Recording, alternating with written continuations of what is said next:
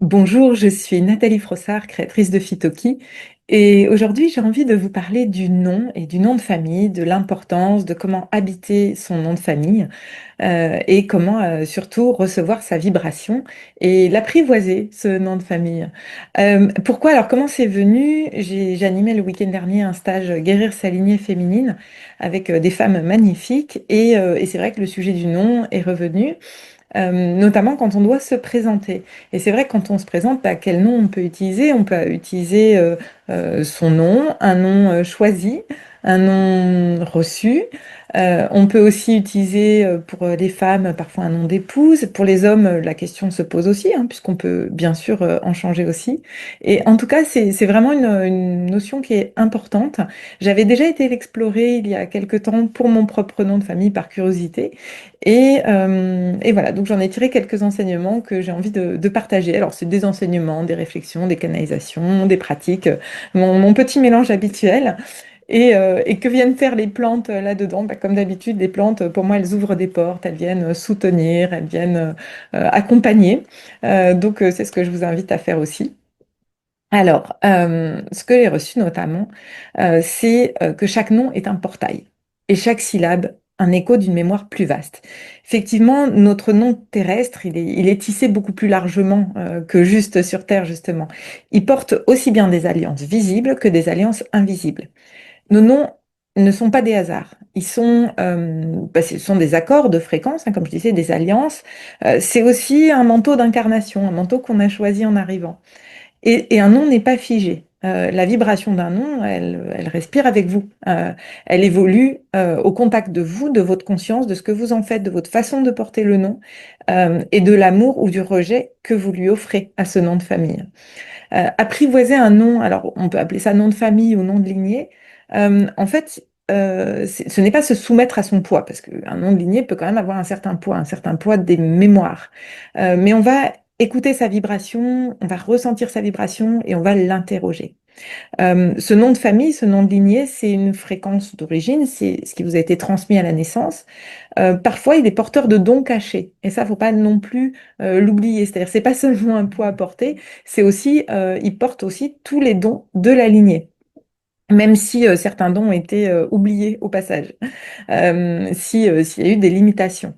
Euh, Ce nom, il vous accompagne, il vous influence, mais attention, il ne vous définit pas. C'est à vous de le définir. Il ne faut pas vous laisser définir par votre nom.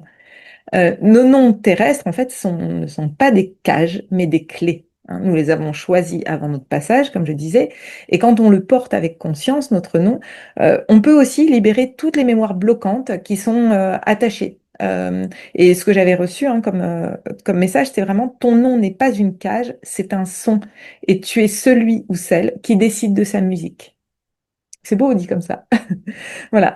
Euh, En fait, votre âme, elle ne se laisse pas enfermer dans les contours d'un nom, elle traverse ce nom. Alors, je vous propose cette pratique pour comprendre ce qu'il y a sous votre nom. Je trouve ça toujours très intéressant. Donc, vous pouvez écrire votre nom, vous pouvez le chanter, vous pouvez le prononcer plusieurs fois même, et puis voir ce que cela évoque pour vous. Est-ce qu'il y a une émotion qui est associée à votre nom de famille, votre nom de lignée? Est-ce que le sens de ce nom a changé au fil des années? Qu'est-ce qu'il porte encore de vos ancêtres, ce nom? Quel est le poids qu'il peut y avoir? Mais aussi, qu'est-ce qu'il cherche à vous montrer de vous? Donc tout ça, hein, vous pouvez noter, vous pouvez le recevoir. Et puis surtout, comment honorer ce nom sans se perdre dedans. Et ça, c'est vraiment intéressant parce qu'il y a des noms qui sont à consonance plutôt positive dans notre langage, il y en a d'autres qui sont à consonance, on va dire, neutre ou à consonance un peu lourde. Donc ça, c'est vraiment à vous de voir ce que vous mettez derrière votre nom.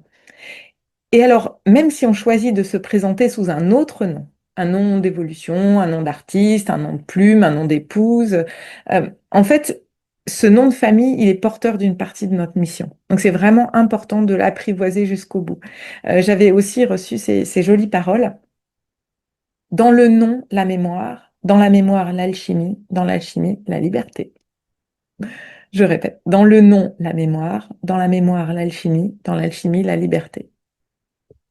Donc, on a le droit de réécrire cette vibration qu'on porte, on a le droit de changer la vibration de notre nom de famille par l'amour, la présence, la reconnaissance. Euh, Notre nom de famille, c'est un point d'entrée, c'est pas une limite, mais par contre, on a le droit aussi, si on veut, de changer de nom, bien sûr, parce que ça va apporter une autre fréquence complémentaire. Euh, Par contre, c'est pas, on va pas changer de nom parce que si on dit est-ce que mon nom bloque ce que je veux créer, bah en fait, on donne le pouvoir à notre nom de créer notre réalité. Et en fait, c'est votre présence dans ce nom qui le transforme ou qui crée votre réalité. C'est pas votre nom. Donc, un changement de nom, on va dire, c'est pas seulement une décision administrative ou sociale, c'est un mouvement de votre âme vers quelque chose qui lui ressemble davantage ou qui l'aide à évoluer. Donc certains noms sont hérités, d'autres sont choisis. Par exemple, un nom d'épouse, ça peut être vécu comme une alliance, comme un passage et comme une mémoire partagée. C'est beau aussi. Mais il ne vous efface pas. Un nom d'épouse vient s'ajouter, se mélanger, vous enseigner parfois, mais il ne va pas vous effacer. C'est pour ça, par exemple, quand il y a des femmes qui divorcent, qui reprennent leur nom de lignée, leur nom choisi à l'origine, elles n'effacent pas qui elles étaient avant. Voilà, ça vient se rajouter puisqu'il y a une alliance qui s'est rajoutée, même si les chemins ont divergé. Quand on choisit un nom d'artiste, c'est souvent une clé vers une version plus libre, plus créative, plus alignée, et ça peut être un pont vers son essence profonde. Et ce nom d'artiste, du coup, il va donner peut-être plus de légèreté. Voilà, donc c'est un choix. Pareil pour le nom de plume, en fait. Et un nom choisi en conscience, alors il y en a qui, voilà, qui choisissent des noms vibratoires, des noms d'évolution, des noms qui ont été inspirés par des fréquences autres, on va dire, pour celles et ceux qui se connectent au galactique, par exemple. Donc ça, c'est un chemin d'évolution, un chemin de réinvention. Ça peut être aussi vécu comme un acte de renaissance. Donc c'est vraiment important de savoir pourquoi on le fait. Il n'y a pas un nom qui vous définit totalement, par contre, chaque nom peut vous accompagner.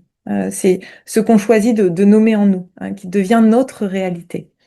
Euh, Ce qui est important aussi, c'est que si on choisit de changer de nom, il faut le faire avec la conscience de notre ancien nom, honorer l'ancien. Même si notre ancien nom ne nous représente plus, bah, il nous a portés jusqu'ici, et changer de nom n'efface pas cette vibration-là. Alors je dis nous, mais moi, j'ai pas du tout prévu de changer de nom pour l'instant. Je dis pas que ça n'arrivera jamais, mais vraiment, comme je connais plusieurs personnes qui sont en voie de changer de nom, ou d'accueillir d'autres noms. C'est pour ça, voilà, je dis nous par solidarité, peut-être.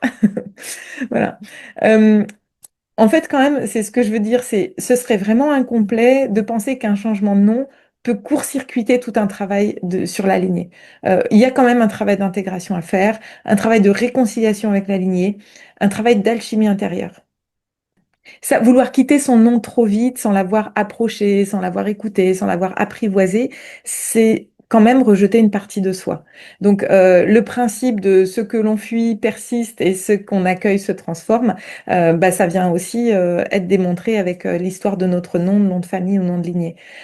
Changer de nom peut tout à fait être un acte aligné, mais ce n'est pas un raccourci.